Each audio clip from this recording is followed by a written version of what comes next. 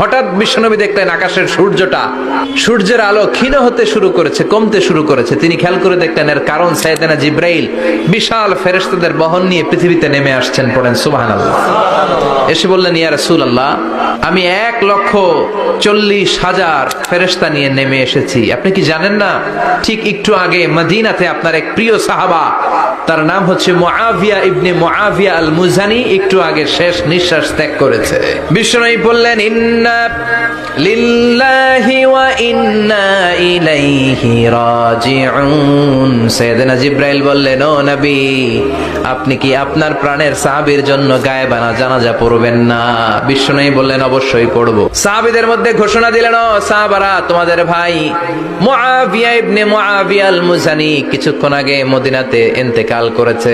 সবাই বাইরে বের হয়ে আসো, এই মাত্র আমরা এই মুহূর্তে আমরা গায়েবানা জানাজা পড়ব। বিশ্বনবী প্রথম কাতারে দাঁড়ালেন, হাজার হাজার সাহাবারা লাইন ধরে দাঁড়ালো।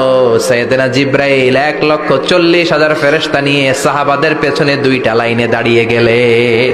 প্রথম লাইনে 70,000, দ্বিতীয় লাইনে আরো 70,000, 1,40,000 ফেরেশতাদের বহর।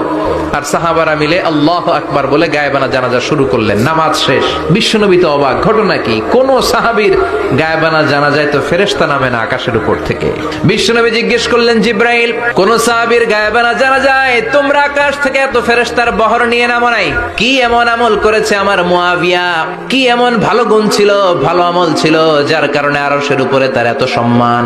সাইয়েদনা জিব্রাইল বললেন, নবী, তেমন কোনো বড় আমল নয়, ছোট্ট একটা আমল, কিন্তু আমলটারে ভালোবেসেছে কে? আপনার এই প্রিয় সাহাবী হাঁটতে বসতে চলতে ফিরিতে সব সময় পড়তো, কুল হুয়াল্লাহু আহাদ, আল্লাহুস সামাদ, লাম ইয়ালিদ ওয়া লাম ইউলাদ ওয়া লাম ইয়াকুল লাহু কুফুয়ান আহাদ। পড়েন আল্লাহু আকবার।